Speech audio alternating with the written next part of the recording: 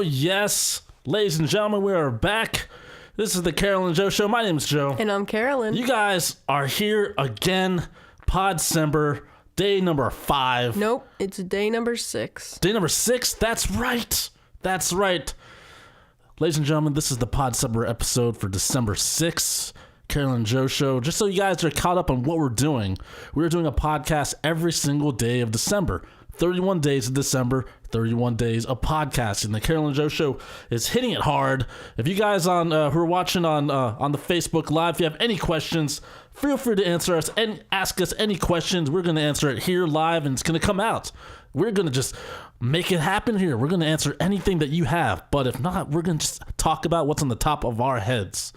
So just so you guys know, my name is Joe Carabeo. I'm a filmmaker, a photographer, a musician. Today, I'm also a writer, but today I'm also a podcaster. And across from me, in her own tank, her soundproof tank that she's always in recording the show, so her voice is just perfect and crisp and clean. Carolyn Belefski, how you doing, Carolyn? I'm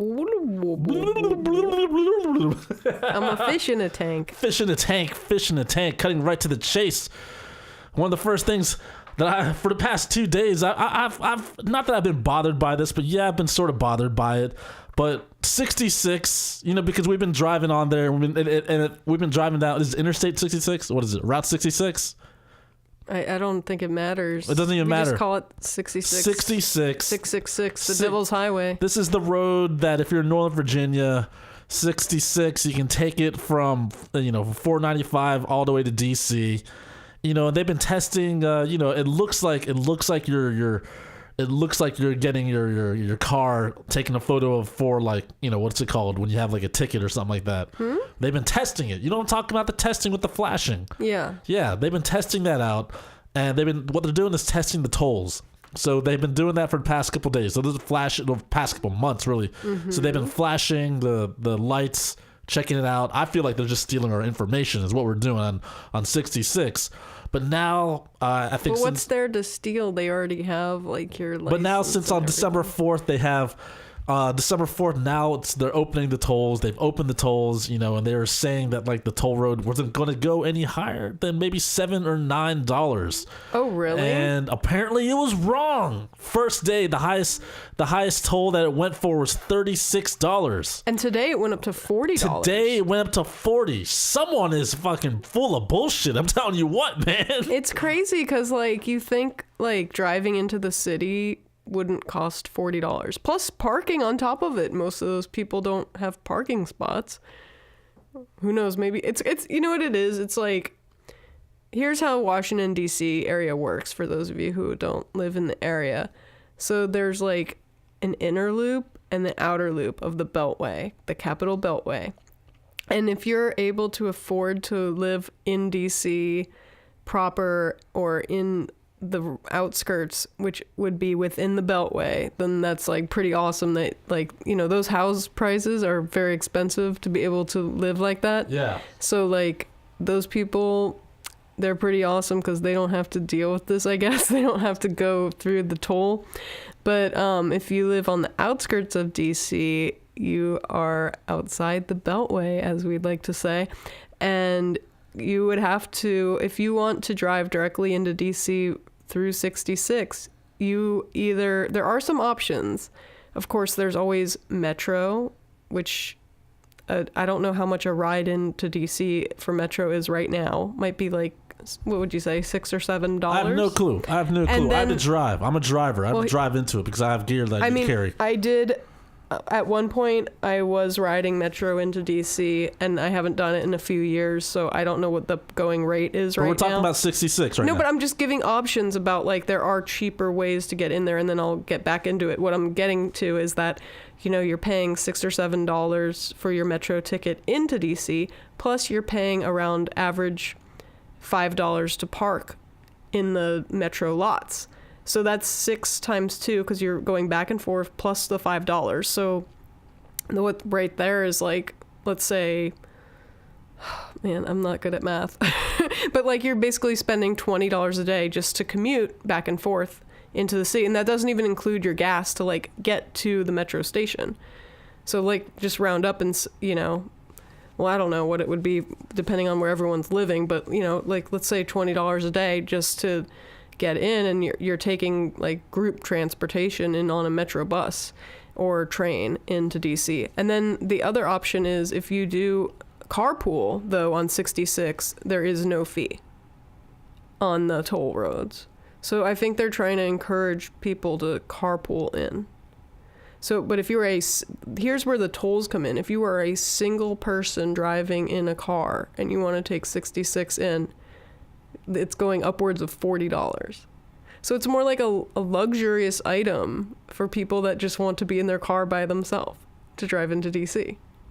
It's one of these situations where it's like, I feel like no matter what, I'm just not going to take 66. Like every single morning, I'm like, oh, maybe I should try it. Nope, not going to do it now. Well, you would have gotten a ticket anyway if you go through that way and you're a single rider. Absolutely. They usually ticket you. But now they're actually giving it's an opportunity to actually drive it. And it costs upwards of $40 to go into the sea, which is so ridiculous. And it's also going back home too. That's the other thing. So I think the hours, don't quote me on this, but it's something like, do you know the morning hours? Like, yeah, it's like 5:30 and 9:30. 5:30 to 9:30. Okay, so like that's the main morning commute, and then going home, it's something like 3 o'clock to 7 p.m. Is that correct? Those hours? Because that's like majority of the day. Like basically the DC rush hour, even like just to go home for commute, starts at 3 p.m. Like I've seen huge traffic at 3 p.m., which is crazy. It just feels to me now this is going to just add another whole level of traffic potentially. Well, it's supposed to lighten it up. Either way, it's just like now a thing. I'm just not going to take it out. It's not like I could take it before. I was only a single person going in there.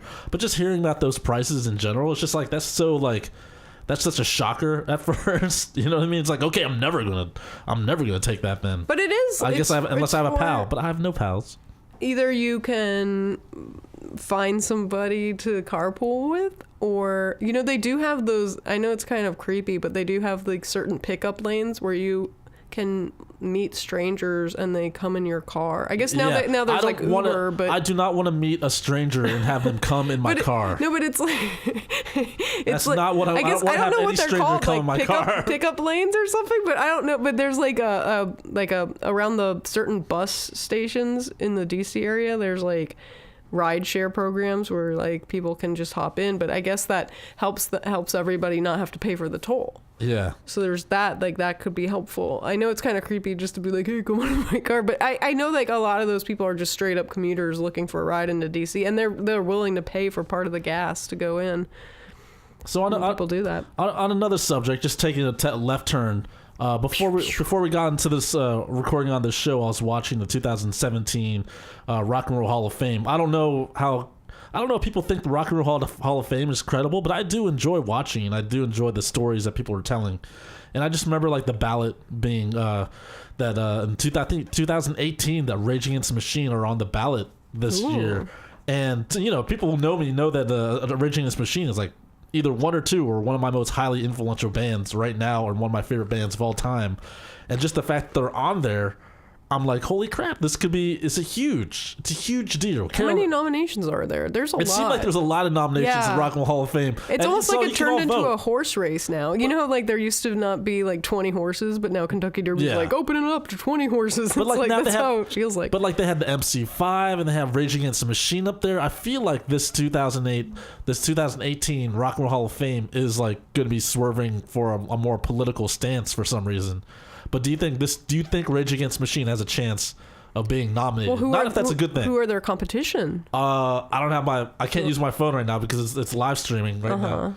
But maybe I can search on the intranet here. Because I need to know like who else is in the running, because I can't just be like, oh yeah, they're in. Like, because I guess my whole beef with Rock and Roll Hall of Fame is that it seems like, I hate to talk bad about it, but there is like some political conflict about who gets in, who doesn't get in. Sometimes they pick people that are really obscure to try to like bring it back towards the music, but then sometimes they pick people that it's like, Okay. well, who was that guy? I got like all the Tupac nominees. got in last year. I got all the nominees All right. here. If people on Facebook, they can see on the screen that I have the nominees up here right now. 2018 Rock and Roll Hall of Fame. Should I just list them all? Yeah. All right. So top of the line right now. Well, the top list. It goes read 'em all. Bon Jovi, Kate Bush, The Cars, Depeche Mode, Dire Straits, the Eurythmics, Jay Gill's Band, Judas Priest, Link Ray, LL Cool J, MC5, The Meters, Moody Blues, Nina Simone, Radiohead, Rage Against the Machine, Rufus featuring Shaka Khan, Sister Rosetta Sharp, and The Zombies. That's a pretty awesome lineup for the for the nominees. And from me, like, counting on my fingers, I think that is 19 nominees. And how many people get in? 5, right? Or not people, but groups. Only 5 get in, is that correct? I think so. So 5 out of 19. I guess I should do my vote for your top 5 nominees right now. Rock and Roll Hall of Fame. I'm going to do that as we speak. Unless I put my email at the bottom. I think you do, because that's the only way they can keep track of you, right? Log in with Facebook or email? Choose my 5. You know what would be cool though? I think Link Ray, like Link Ray should definitely be in the Rock and Roll Hall of Fame. I think that's like an obscure one that people who aren't true music fans will not know of that name. But I feel like he did change music. But they need he has his own sound. They that's need to have completely that, different. The Rock and Roll Hall of they always it's like whenever we've seen like the Hall of Fame, right? It's always been like, oh, here's like 3 like historic ones or something like that. You know what I mean? Like 3 who like changed the game, I guess, like musically.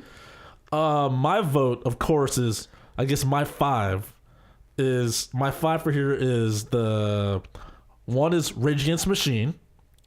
You don't have to put it in order. No, I'm just saying I'm late, but that is my number 1. Yes. So Rage Against the Machine is my number 1. Link Ray, it will be the second. Will be added to that. You got 3 more. Let's see. Put Bon Jovi in there. I mean, I feel like they're gonna win because their fan base will be so adamant. I say about voting. MC5, and I don't know if I can have Rage Against the Machine and Radiohead on the same show. But what about the Zombies? I feel like that'd be a good pick for you. But like I have either the Zombies or LL Cool J. But LL Cool J, do you think of rock music when you think of him? And I don't mean to be so like segregist about it. I don't think of rock when I think of the Zombies. You don't? Okay. No. What do you think of? What is Sister Rosetta Sharp? I actually am not familiar with that person. Well, they have Moody Blues. You know more Moody Blues than I am. I know Moody Blues. Yeah, they're rock and roll. I mean, they're just a singer in a rock and roll band. I mean, Moody Blue, Depeche Mode, The Cars. I think my 5 will be Bon Jovi, LL Cool J, MC5, Rage Against the Machine, Link Ray, and that last one's vicious. You gotta pick it now. Pick it now. Pick it now. Then I'm gonna go with LL Cool J then. All right. That's my list. That's my list. I don't know if I'm gonna vote like that. You know, Depeche Mode does. I don't know how strong their fan base is, but like I know of a lot of people that really like Depeche Mode. Yeah, Depeche Mode's probably gonna be. I feel like they're gonna get in. But like from a critical perspective, it's like, okay, well, Bon Jovi obviously they sell out stadiums all over the freaking place. And then you have Depeche Mode. I feel like those 2 are like shoe-ins. Yeah. I mean, Dire Straits, like for anybody that's like hardcore musician, they're gonna really try to aim for Dire Straits too, because that's like the musician's musician type thing, you know? Yeah. So like there you already, I don't know, I'm not trying to like dismiss your acts, but it seems like you already got 3 that are huge going up against you. Rage Against. I really just want Rage Against the Machine to be in there. I mean, Radiohead. really a lot of people love Radiohead. I'm not that adverse to Radiohead, but I know a lot of people are big fans. I feel like I just want Rage Against the Machine there. I mean, also like I feel like Bon Jovi is definitely going in. I mean, like, so just the fact that they're like, yeah. I guess this is they're the most famous on the list, I could say. I guess this is alphabetical order, but like it's still like Bon Jovi is like no matter what that's going in. I feel like it pays to have a band name that starts with one of the first few letters of the alphabet. And Bon Jovi is definitely gonna like close the show. You're always gonna like have those uppercase. Do you have choices? Are you gonna make a choice, or do you have? Oh, I haven't voted this year, but last year I voted for Jane's Addiction, and they did not get in. And I was upset about that. And then now they're not even nominated this time. I think you only get that's their rules though. Like I could be wrong about the rules because I actually do not know how they pick the Rock and Roll Hall of Fame. But there is like a thing where it's like when you're I think there's a thing where you're nominated, then you can't get re-upped for a while or something. Really? I don't know the full rules, but it's something like that. And then it's almost like that's your shot. And then they also have the fan vote, and then they also have like their board of directors vote. And so it's like no, seriously, like it has caused controversy. It's very controversial as Rock and Roll Hall of Fame. See, that's what I'm saying. If they want to make a statement, if they're going to make a statement, Rage Against the Machine's going in because they're definitely going to make a statement. And also, like for one thing, I mean, all the members are still alive and performing. And so, but they're not like officially together. But if they play, it'll be a reunited. It's like you'll get to see the reunion, and they're obviously obviously something's gonna happen during that. Now, imagine the MC5 with Rage Against the Machine. Is the Cure in Rock and Roll Hall of Fame? I don't remember if the Cure is in the Rock and Roll Hall of Fame. That's a question that I have. It doesn't have to be answered right now, but I'm just throwing that out there. Yeah, I definitely feel like Bon Jovi should be in there. I mean, think about how many like stadiums they've played. It's just astronomical. Yeah, like by popularity alone, like Bon Jovi is just by people who just know music. They're just gonna be like, oh, Bon Jovi, they'll click it. See, I feel like LL Cool J is thrown in there for people that like don't really love rock and roll as much, and that's kind of like the Tupac thing too. Yeah, it's like how last year. Yeah, 2017 they had Tupac, and the year before that was NWA. Because like they try to get people to go to the museum that normally wouldn't go, so they're like, oh man, I can see like Tupac's bandana there. I actually I don't even know if that's there. I actually don't know why Tupac was in That's what I'm saying. Like, it's not rock and roll. Like, I hate to be like one of the like straight up like one of those people that's like I have to segregate my music and put things in boxes. But there is a difference. Like, I don't feel like Tupac makes rock and roll. Because I remember when Dr. Dre. If they had a hip hop museum, then fine, or a rap museum, cool. Like maybe they need that. When Dr. Dre spoke about like people were saying like they didn't think that NWA was rock or something like that, they should deserve to be in there. When he accepted his speech, he laid it out saying like whenever when they had the idea of rock, like they wanted to rock, you know what I mean? The whole ethics of the thought of what they were doing, like they had the whole idea of what rock could be was like reckless and a gang mentality. Well, because also like rock and roll like straight up, this is also something that makes me sad, but rock and roll straight up is like a dying breed of music, so maybe they're just trying to stay relevant by putting LL Cool J in there or something. I don't know. But I feel bad that rock and roll is kind of ending because, like, really, rock and roll is not ending, Carolyn. Joe, if you look at like a lot of the acts now, like, there's not really any true rock bands. It's like, we have this Foo Fighters. Yeah, but you're talking about spirit. The spirit of rock and roll will never end. If you're talking about just genre, what's popular, music is always going to morph. Whenever someone is really enjoying music and they're really like. And they're really like moving with it. What do they say? We're rocking out. Yes. if you're ever being fully, I wanna rock. If you're ever fully being like just taken by music, if you've ever just been like absolutely just possessed by the power and the strength of any type of song, really, it could be a slow jam, it could be a hip hop song, it could be no, I'm just freaking rocking out, man. Like not saying anything against hip hop or rap, but no one's ever said like, yeah, man, I'm rap. This is rapping. This sounds like rap. No, dude, this rocks.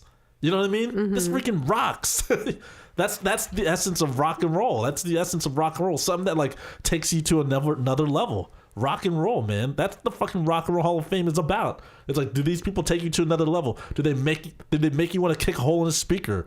MC5, Do you feel like, Rage Against I was the Machine. gonna say that I was just about to bring up MC5 and Rage Against the Machine because Will they cancel each other out? Rage is exactly, that was my next question, because Rage is influenced by MC5, and if MC5 is the originators of that type of No, they're not. it's the idea. that type of attitude, though. They're not the originators. I'm not saying they came around before Rage, so maybe they'll get like grandfathered in terms of like being literal grandfathers. If you want to say who was the beginning of that at the beginning of that attitude, it's Bob Dylan. It's the beginning of that attitude. But do you see what I'm saying about the canceling out, though? Do you think somebody who's like more, like not more educated, but like, those music snobby people that are like, oh, well, MC5 like had this first, I'm not sure if they influenced Rage, but and isn't like sometimes I'm not sure if they do it, but like in the 2018 Rock and Roll Hall of Fame, are they gonna have a theme?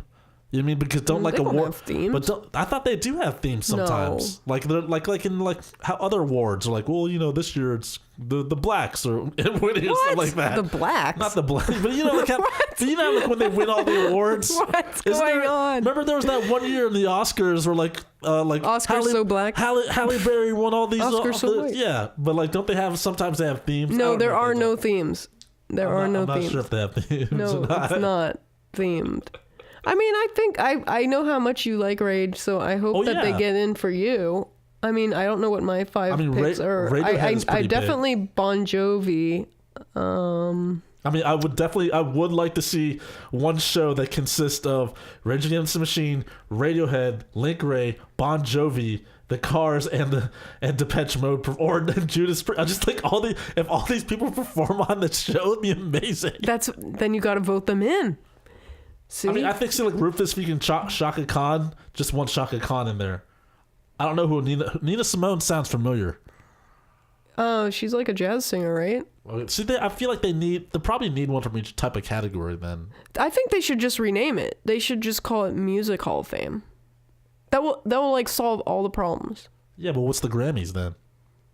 That's not Hall of Fame. No, but doesn't the Grammys have their? I mean, they have like too? one award that's probably like the Legend Award or something like that. But like but they always have like one person come out that's like they get recognized while they're living to be a living legend. He's a living legend, ladies and gentlemen. Enjoy him while you can. That's pretty much what it is. The old person award. That's like, hey, we're gonna recognize your whole career, like our career achievement award. Yeah. I mean, yeah, Grammys definitely have something like that, but I mean, I'm trying to pick my top 5. Let's see here.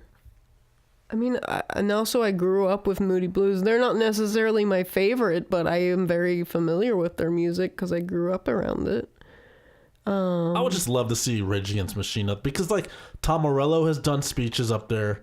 Zach De La Rocha has done speeches up there. I feel like people who've done speeches at the Rock and Roll Hall of Fame already have like a nudge going into the Rock and Roll Hall of Fame. You know what I mean? If they've already partaken in the festivities. There's not any that I feel like very emotional towards this year. Not even Bon Jovi? No, I like Bon Jovi. Like they're definitely in. It's one of those things that's like, well, they're not the Meters.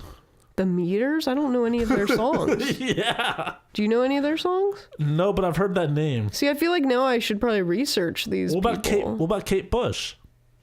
I don't know any of her songs. I recognize her name. Yeah. So to me, I feel like those are all the ones that like I recognize, but I'm not familiar. Like they're gonna just get canceled out. I mean, really, look at this list. Only 5 people are gonna last. But why is MC5 nominated now, but they haven't been nominated like in the past? You know what I mean? Maybe they just haven't been strong enough presence. Like how it comes and flows, and. I don't know. I don't know how they even get nominated. What's the first step? Like, who picks these 19? It beats me. You know what I mean? Like, do they have a pre-voting thing that I didn't know about? Or that's what I'm feeling. I feel like, they have to have like, if you've been still performing or existing as a band for over 20 years or so. Yeah, I don't know the full rules like that. I think that's one of the rules. But also, like, who picks these at this level? Because I know for NCS Rubens, we get a ballot, and that's National Cartoonist Society. For our major award is called the Reuben, and it's Cartoonist of the Year. And we all get a ballot that basically has blank spaces, and I think we get to list the top 3 cartoonists, and then they merge those collections, and then they, I think, have 4 or 5 nominees. So I don't know how it all works. Well, they do have a section here. They do have a whole section. So eligibility: a group encompassing performers, composers, or musicians become eligible for introduction 25 years after the release of their first commercial recording. Wow. 25 years. Besides demonstrating unquestionable musical excellence and talent, inductees will have had a significant impact on the development, evolution, and preservation of rock and roll. There you go. That's, I guess it's subjective. It's all subjective. I feel like it's one of those things, like, just to be nominated is an honor in terms of, like, you're actually, like, being recognized amongst a small group of people who are legendary. Like, if we really break it down, then does Bon Jovi did they really make that big of an impact in the type of sound? You know what I mean? Not necessarily, but did they reinvent they made the sound? a lot of people happy, and they had huge world tours. Yeah. Like, they've had the most impact on the most people. So if you look at it from that point of view. Biggest Bon Jovi song is the Whoa, Living whoa, on a Prayer. Whoa, whoa. Yeah. I mean, but it's tough to be like, did they reinvent? Did they bring, like, is there a before and after Bon Jovi of music? You know what I mean? Because I can say with Rage Against the Machine, there's a before and there's an after Rage Against the Machine. Like, there's a whole movement of type of music that people either liked or disliked that came after Rage Against the Machine. But Bon Jovi was sort of riding on still they were like they're the radio hits. They were like because they had the hair bands were coming out during that time, like the Def Leppards and all that. But then they had the tunes that weren't like that were fun for everybody. Mm-hmm. You know what I'm saying? Yes. I mean, I'd say Link Ray is a definite. If people don't know, Link Ray should definitely be a definite because awesome. There's so many guitarists that claim like such an influence from Link Ray, like before he created the type of tone. So people should. The LA Cool J, I'm not sure. That's what makes this hard, because it's more like a personal preference when it gets down to it. You see what I'm saying, though? Like, it really is. Like, you could pick people off the street and they'll name 5 different ones. Like I say, Radiohead is important. Radiohead is important. Judas Priest, I would say, is important. I forget what the Rhythmic songs. I forget what the Rhythmics have. They have Annie Lennox or whatever, and then she's like, I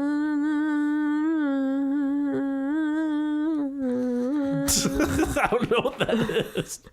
Well, don't they have that other song that's like... Why does the layout of the Rock and Roll Hall of Fame sort of look like the NBA? Like, yeah, it sort of looks like the NBA playoffs or something like that. That's how they're going to get people's attention. That's what it looks like. It's time to... Nominees. Yeah. So yeah. There's like everyone at home, go cast your vote for. You know the Eurythmics? Isn't that those sweet dreams are made of things? Oh, yeah. The. To disagree. Turn the world and the 7 seas.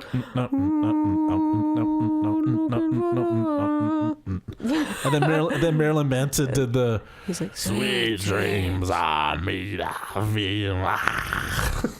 I never really got into the Eurythmics. Like, I respect, but when I was younger, like whenever never got into the Eurythmics. No, because when I was we're supposed to get into the Eurythmics. I don't know. When I was younger, I always changed it when they were on. Like, I was just until the Marilyn Manson one came out. Yeah, and then I was like, yes, I like the death version better. Sounds good to me. Sounds like death. I actually like some Marilyn Manson, which is crazy because Marilyn Manson should not go in until Nine Inch Nails gets nominated. See, that's what I mean about like the canceling out or like the originator type thing with the MC5 versus Rage. Because I feel okay, here's the thing. There's only 5 spots. Okay? Yeah. If for some reason MC5 gets in, I feel like they're going to push Rage out of those 5 slots. MC5 can wait then. I'm just throwing that out there. I'm not trying to create some bad juju or whatever, but I'm just saying that like there is that thought process that can be made into the levels of like how they determine. I feel like MC5 and Rage cannot both be in the top 5. But the thing is though, I feel like it's either one or the other, or they both don't get in. Well, here's the thing. Here's the thing. with Alec I Baldwin. feel like a bunch of people know Rage Against the Machine songs. Like probably the big Rage Against the Machine song is Bulls on Parade. Massive. But is Bulls on Parade just as important as Kick Out the Jams, motherfucker? That's the real thing. That's the real question right there. MC5's legacy is right there in that song. MC5's legacy is right there. Prophets of Rage and Dave Grohl played Kick Out the Jams when they first streamed live in Toronto or wherever in Canada. So that's how far that goes. So that might cancel it out, or That's what I'm saying. Or they should just have them both and make it a political stance show. Who knows? Maybe it'll go that way. So here's the other question: what percentage of the fan vote does that go into their board of directors? I don't know. It probably doesn't even matter. It probably does not even matter. People have argued, like, saying how the voting's kind of whack on that. It's probably It's one of those things about, like, art and design and all music and the arts is like, you can like say one is better than the other, but like when it comes down to it, it's like personal preference, which makes the industry very hard. That's what I'm saying, is that they're gonna see the votes most likely, and then they're gonna be like, okay, people want to see these ones, and then how can we make this feel authentic? So is MC5, is their whole band like together now? Or are they dead? I have no idea. See, because that could be a factor too if like people want to see the live performances, because they have to sell tickets. They bring the ratings and bring the house. They got to bring the house. Yeah. So there's that involved. So Rage, it doesn't like matter. you said, they're all still alive. If they have Bon Jovi's gonna bring the house too. That's true. They're like, oh well, we already gonna have it sold out because Bon Jovi. Yeah, any one of those main ups is gonna bring the house. You know what I mean? True. Judas Priest will bring the house. I don't know any Judas Priest songs. What is their song? But you know Judas Priest. I know the name. Yeah. I mean, that's like metal, so. Okay. See, Judas Priest and Bon Jovi go together in a way, because like Bon Jovi had that sound, but they had more of a tunefulness to them. Cool. All right, so I hear the music of Monday Mistress in the background. That's right. So that speaking means... of music, that means you should check out mondaymistress.com and check out all their music. And Joe, you can buy the music too, right? Yes, you can. mondaymistress.com. You can go and download 99 cents to download this song, Run, and every other song that they created. All those awesome, great tunes. iTunes, CD Baby, wherever you want to find songs. Spotify, even on Pandora, I guess. But those places you can find it. And that's it for today's episode, ladies and gentlemen. We're going to see you tomorrow. This show is brought to you by Astray Productions. Check them out at AstrayProductions.com. Check out my work, JoeCarabeo.com. Go Astray.tumblr.com. Find me on Instagram and on all the socials. Really at AstrayJ. And also Joe Carabeo _photography. Where can they find you, Carolyn? Oh, I'm on the line. I'm on the online. I'm on the www. I'm on the World Wide Web. If you go to carolynbelefski.com, you can check out my portfolio. I have comics, illustrations, a whole bunch of other fun stuff like that. And I'm on Twitter. I'm on Instagram at Carolyn Belefski. You'll find me. There's Google. So there you go, ladies and gentlemen. December 6th edition of the Carolyn and Joe Show, Podcember, 31 days of podcasting. We're going to catch you tomorrow. My name is Joe. And I'm Carolyn. Be excellent to each other. You're bona fide. See you tomorrow.